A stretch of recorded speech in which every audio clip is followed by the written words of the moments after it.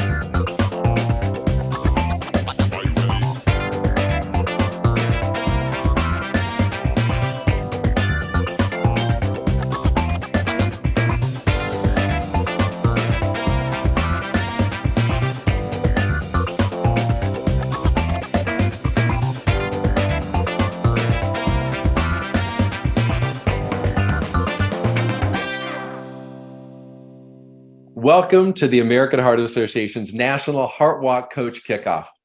I'm Kevin Harker, and I'm honored to be your host for today.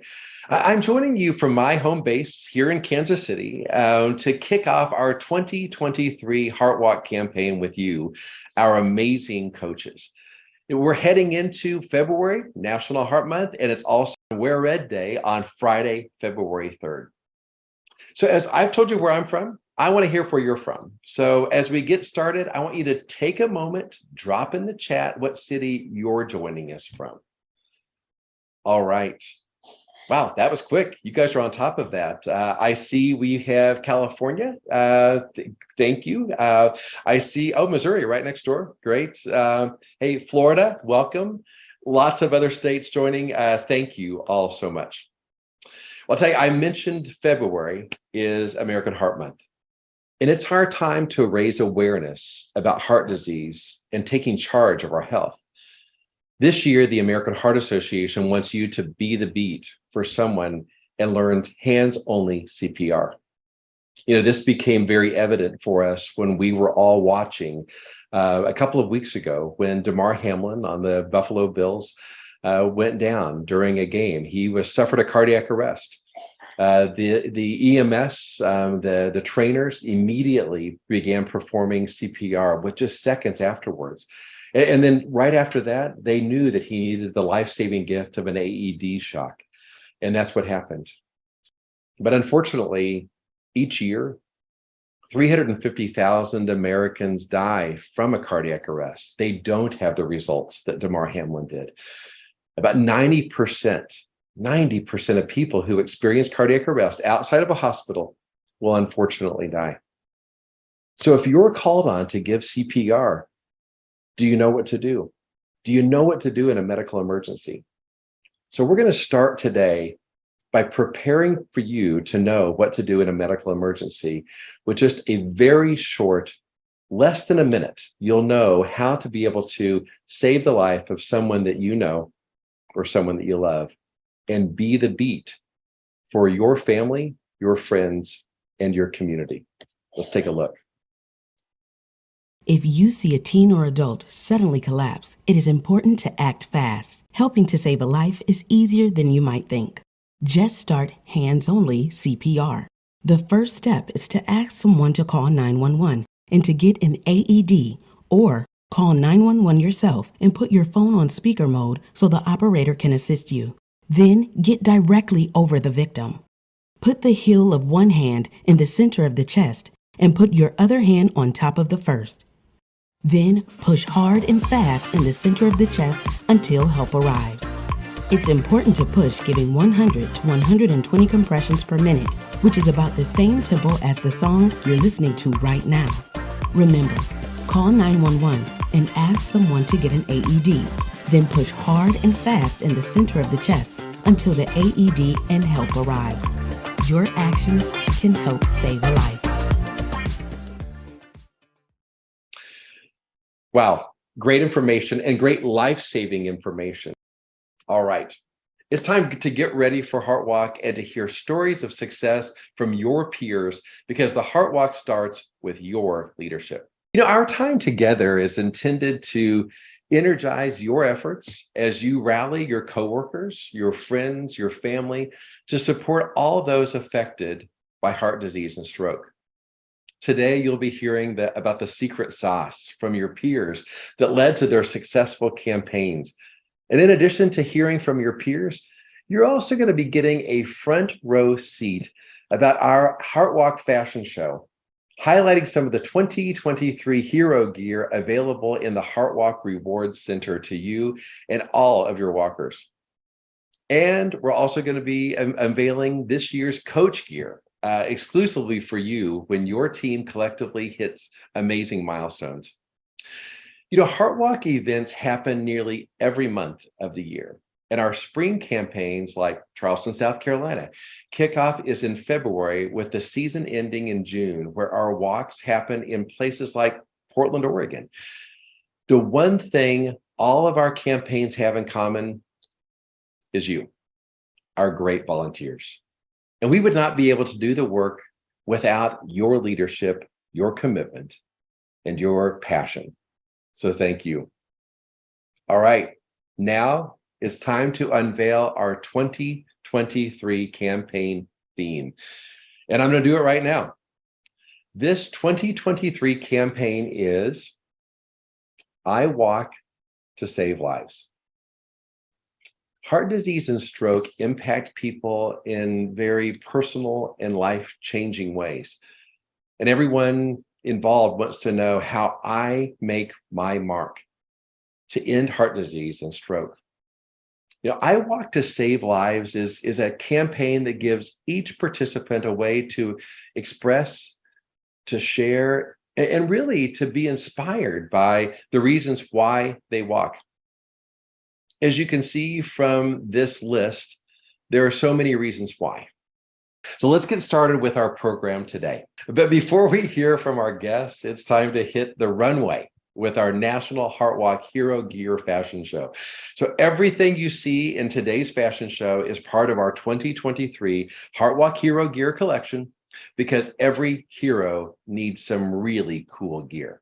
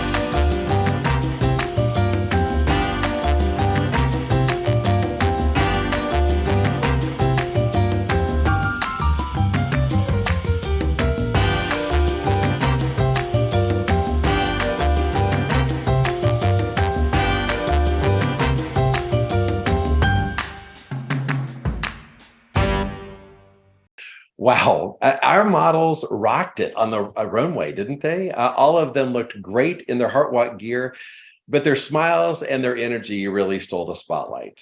So thank you to all of our models. You were fabulous.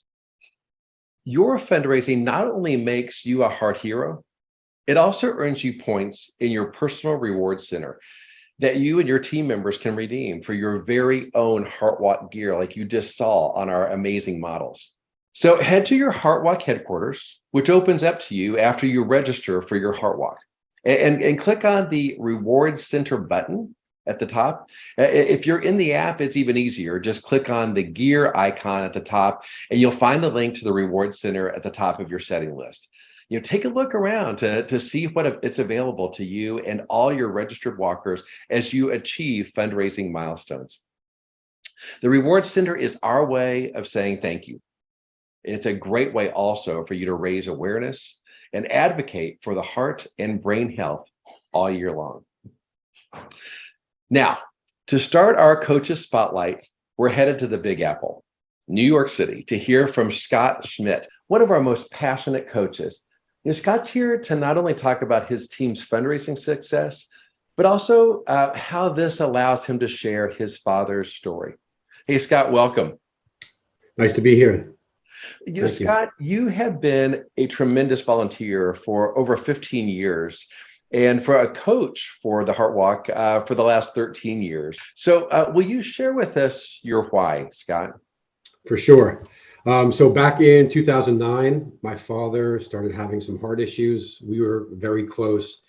And I heard about a team at PwC that was involved with the Heart Walk. I wanted to do something besides just take him to doctor's appointments. I wanted to help others that were in similar situations. And that's when I decided to get involved.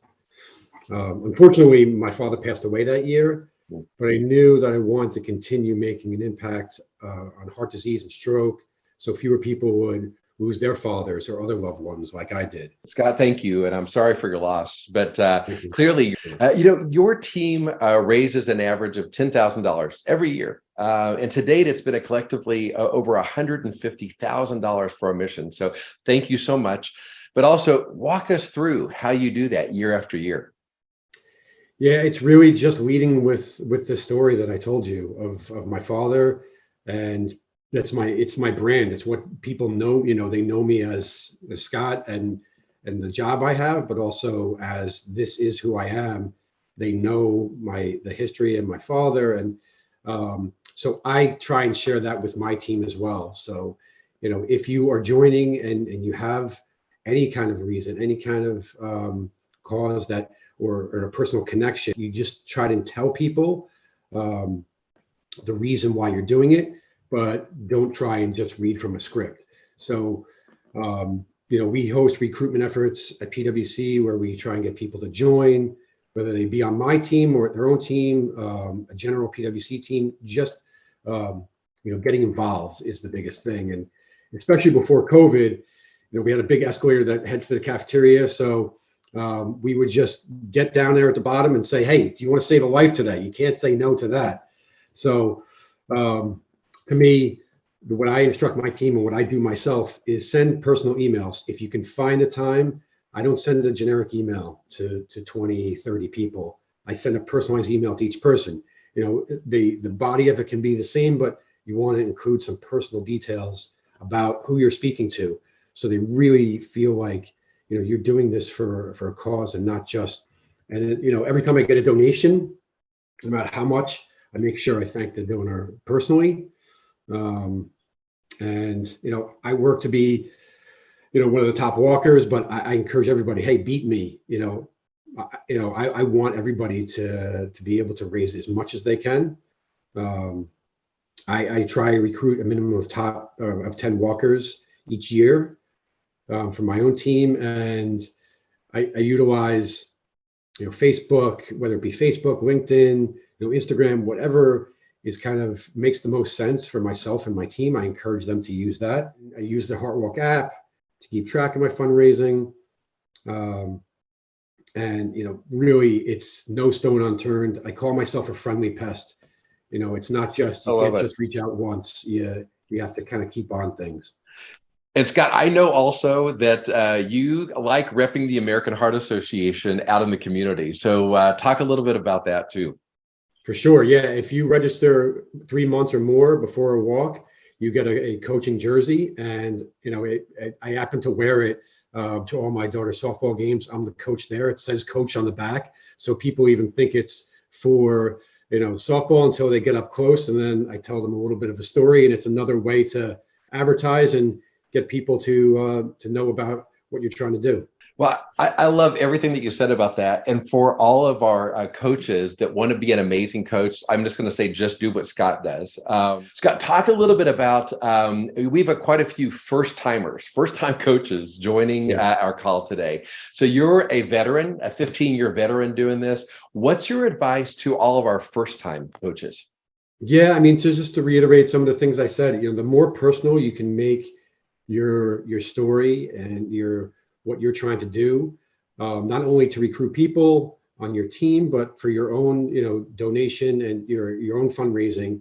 The more you can do, the better. And I think it's a good mix of, sending those individual emails to people that you'd like to be on your team or you'd like to have donate, with the mix of using the social media channels that you're most comfortable with.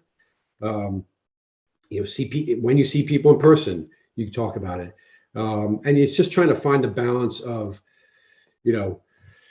reaching out, asking people, kind of asking them more than once, if appropriate. You have to use your judgment, but the way I've found it is, people oftentimes they lose track. They want to do something. So start early. Don't wait until a month before. The earlier you can start, the better. I try and do at least 3 months before. Wow. And really, leave no stone unturned, whether it be your intranet, a newsletter within your company, or however you can kind of make an impact or get to people. That's the way, I really would advise you approach it. Well, that is great advice. It's great advice for all of our coaches. Thank you to you and your dedicated team at PwC. You've inspired so many of us today with your story.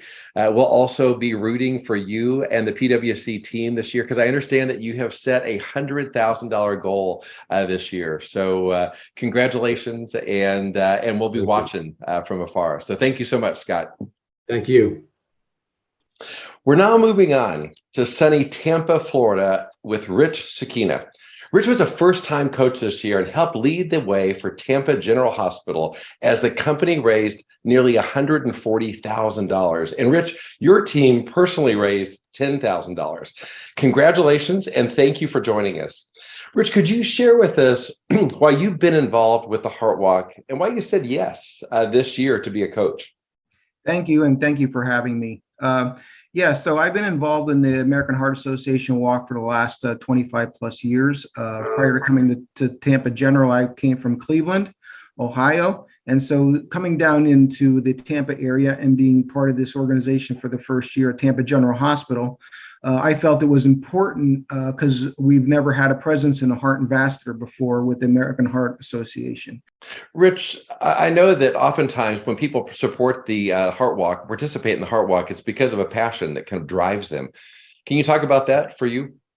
Yeah, my passion really comes from being involved in healthcare for 34 years. But in addition to that, what inspires me is when I see these families in the hospitals and the patients. To me, it really makes a difference, not only to them, but to spouses, to the family members and future generations.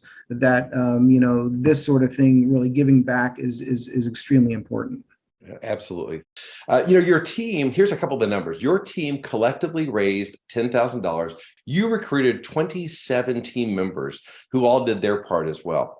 Talk a little bit about how you engaged people or how you kind of asked them to join your team. Who did you target? And how did you get that yes? Sure. Yeah, it was, I think it's important to kind of come up with a plan, number one. Number two is make it fun. And number three is to kind of create a little bit of a challenge in there with the group. So the key point here, I think, is to start early. We started around the 12-week period, and then we laid out a timeline and a plan. And then I looked around at the different centers of excellence within the Heart and Vascular Institute. So it could have been where I'm representing electrophysiology. I also went to interventional cardiology and maybe the general cardiology, heart failure, and the different councils. So the idea was to kind of lay out a timeline and identify the managers and maybe some key people in those particular areas to kind of help me on my journey. Love that. Rich, also, I know that you didn't just send out an email and say who wants to participate in the blanket email, who wants to participate in the Heart Walk. You asked specifically and asked targeted. Can you talk a little bit about that? Yeah, so I did utilize the American Heart Association, the app you have. That was very helpful along with the Facebook. But I think it's important was that one-on-one interaction. So I tried to go to each division has a council meeting every month, and so get on their agenda and sort of give a quick overview of what that looked like and how we were planning on supporting the walk and the timeline. And then like your communication that you had as well. So you used some of the AHA templates, but then you also personalize it. So talk a little bit about that. Yeah, it was really more or less about the relationship we had with the American Heart Association liaison here in the Tampa area, Shay, and she provided me with a lot of good information as far as customizing my emails, customizing some of my text, and embedding really a lot of the information to the American Heart Association, to the donation and signing up for the walk. That made it, I think, seamless. That is great. Well, I oftentimes say when we have amazing volunteers like you and a great staff, it sounds like what Shay is then too, we see great results as well. So thank you for sharing that. You were a first-time coach and our staff is really helping you out then too. But you may have advice for other coaches and especially first-time coaches today on how to break it down and how they can be successful. Can you talk a little bit about that? So to me, it needs to be focused on being organized, having some sort of plan. Number 2, make it fun. And number 3, make it a little bit of a friendly competition. I love that. Hey, thank you so much. And congratulations on your results. And we wish you all the best as you have your second year as your coach in down in Tampa. Thank you so much, Rich. Thank you. Take care. Bye-bye. Well, now I am really excited to share with you what we have new for 2023, the exclusive coach gear just for you, our coaches. When your team collectively hits milestones for $1,000, $2,500, and $5,000 in donations. So in addition to the awesome individual rewards that you saw earlier from all of our walkers, you have the chance to earn these cool items too as a thank you for your leadership and for driving your team to success. So let's take a look at this year's coach gear.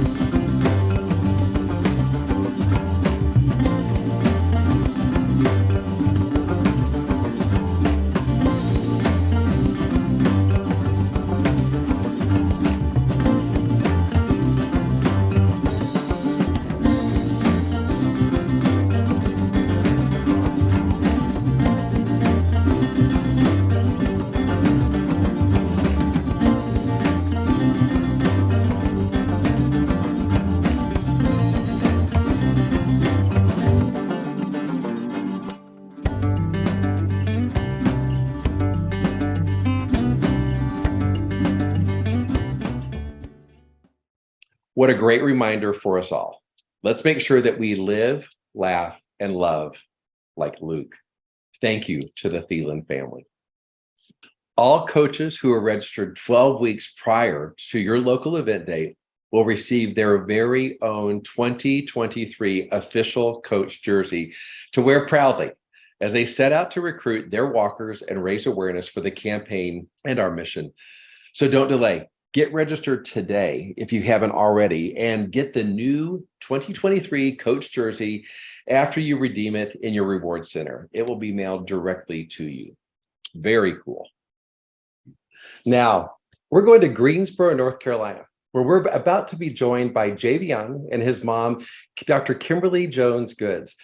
While we've already had a lot of inspiration today in the program, Javion's support of the Heart Walk is extra meaningful. And he's here with us today to share why. Javion and Kimberly, hey, thank you for joining our program today. Thank you for having us. Well, I think a lot of people on this call will be surprised to learn that just 1 year ago, at 13 years old, Javion suffered a cardiac arrest while on the basketball court. Kimberly, you lived every parent's nightmare with that. Let me ask you to take us back in time. I know it's tough. Just a year ago, when Javion went into cardiac arrest on the basketball court, share with us what happened that day. So Tuesday, January 25th of 2022 started off as a normal day. It ended up being a very traumatic day. Probably around 5:15 p.m., I received a call from Javion's principal informing me that Javion had suffered a medical emergency. And as a principal myself, I never want to have to make that type of call to my families. After speaking with the principal, I'm asking him questions like, what happened? Do you know anything further? And at that time, he did not. I did ask him one very important question, and that was, is he responsive? At that time, he indicated that he was not responsive. There was nothing more that he could tell me, but he wanted me to make it to the school as quickly as I could. And so, Kimberly, also, so Javion collapsed on the basketball court during warmups. The coach, the athletic director, they knew what to do, right? They called 911 and they began doing chest compressions. Picking up the story there, if you don't mind. Yes, so the coach and the athletic director performed life-saving actions. They immediately called 911, administered CPR, and utilized the AED. Which is important that an AED is within 3 minutes of a student, in which it was. Javion was without a pulse for about 10 to 11 minutes. So it was very important that he was receiving that oxygen to his brain. And he had 2 shocks during that time. Yes, sir. Right. It took 2 shocks with the defibrillator to restart his heart. And then he was taken to the local hospital there, the closest one, which would be a protocol. So he was taken to the local, and that's when you actually saw him then too, right? Yes, upon arriving at the hospital, there was a chaplain there to meet me. She didn't have any information to tell me on his condition, no updates, but she just wanted me to know that she was there as comfort and support because he did come in critical. Yeah. I was able to see Javion within 15 to 20 minutes. And as you can imagine, it was very heartbreaking and traumatic. At that time, Javion was intubated. They allowed me to see him for a few minutes, speak with him, and they whisked him off to conduct some testing. Javion spent a little bit of time at the local hospital, but then he also went to, I believe, Duke as well. So can you talk a little bit about getting us to Duke and then the information that, because he finally got a diagnosis then, correct? Yes, sir. Duke University sent their life flight ambulance to the local hospital and transported Javion to Duke University. Maybe about an hour after arriving at Duke University, his team of doctors informed me that Javion was breathing on his own, and that was something that I wasn't aware of previously. And so they showed me on his monitor that he was breathing on his own, and they informed me that if he was able to stay awake, they were going to remove all of the tubes, and they did. And then they also did surgery as well then too. Can you talk a little bit about that? Yes, sir. So it took several days for them to come up with a final diagnosis. Once they did, they diagnosed Javion with hypertrophic cardiomyopathy. They informed us that he would need an implantable ICD. They provided us with some options for placement. One of the options for placement was over his heart or under his left arm. Since he was 5 years old, he's played contact football, basketball, competitive baseball. And, they wanted to still give him a chance at a great quality of life. So we did choose to place the defibrillator under his left arm. Yes, sir. I love talking with you, but I really want to talk with Javion as well then too. So Javion, we were able to talk a little bit more earlier before this, but obviously an experience like this is truly, gosh, life-changing. And I know you don't have a lot of recollection of the actual event on the basketball court that occurred a year ago, but then when you woke up, you realized your life had changed dramatically. So take us back then of when you kind of woke up, and maybe what some of your first memories were, and then we're going to ask you how you're doing today. Well, when I woke up, I remember looking around the room, trying to figure out how I got here. I was kind of lost. I just wanted to know what happened, why am I here, and what the whole scene was, Yeah. Tell us how you're doing today, Javion. Well, today I'm fine. Yes, sir. I'm doing great. You are doing great. And tell me about baseball, because I know that baseball is your sport now as you're in high school.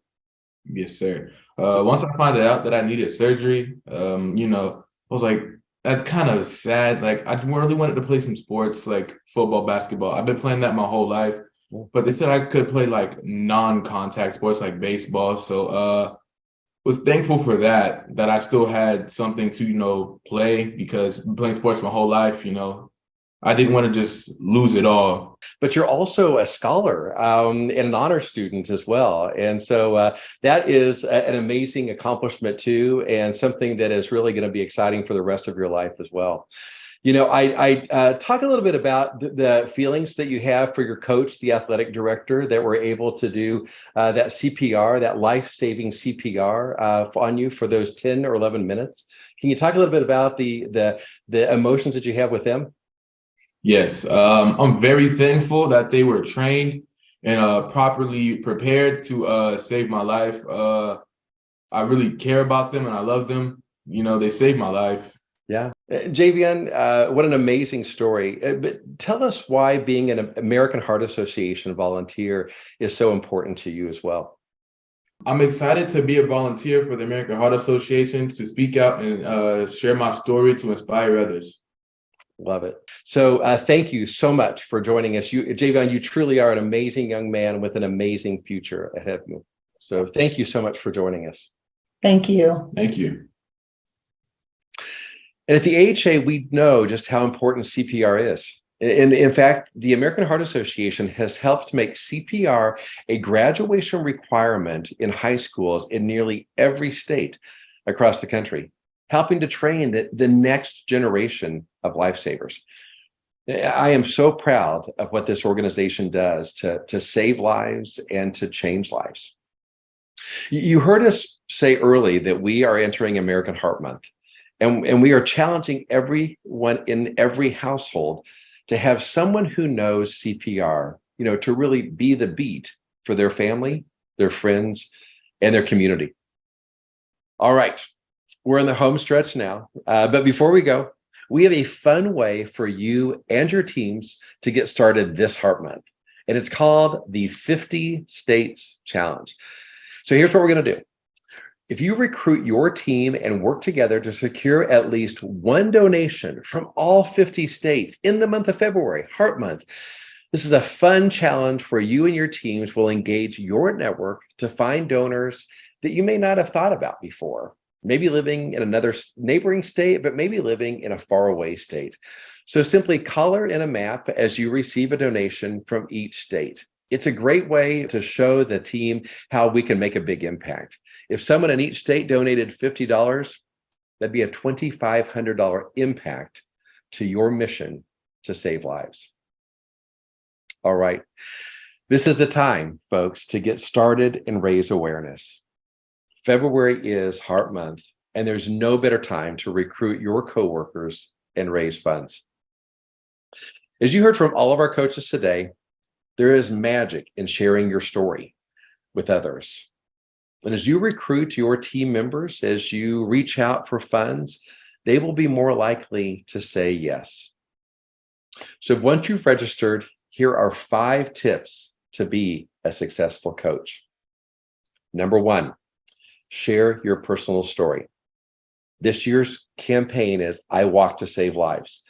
Make the campaign personal and share your reason why you participate. Once everyone knows this, they'll be compelled to join your team and to donate to your efforts.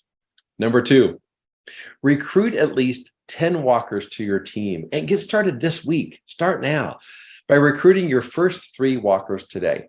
And again, be personal about it. Ask individually. Don't just send one blanket email or hang up a poster and think that people are going to respond. Make sure that you're asking intentionally. You get a much better response from it. Number 3, recruit 1 top walker minimum, raising over $1,000.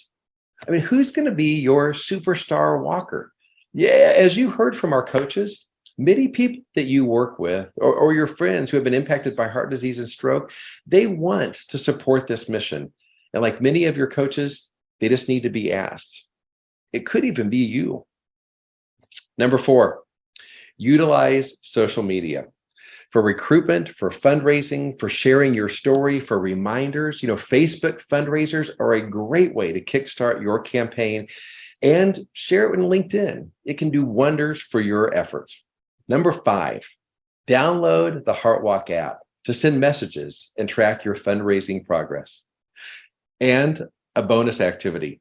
We're going to put the fun in fundraising, right?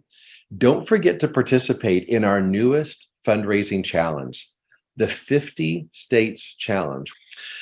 So the American Heart Association's mission is more relevant than ever. Your support of the HeartWalk goes a long way in helping those touched by heart disease and stroke. So by the bottom of our hearts, we are grateful for you walking alongside us to support the AHA's work, helping everyone everywhere live longer, healthier lives. Thank you for joining us. Thank you for supporting us. And thank you for sharing your story so that others can be supported and inspired by your success. Together, we are the heart that keeps the AHA beating. Thank you all. We'll see you at the Heart Walk.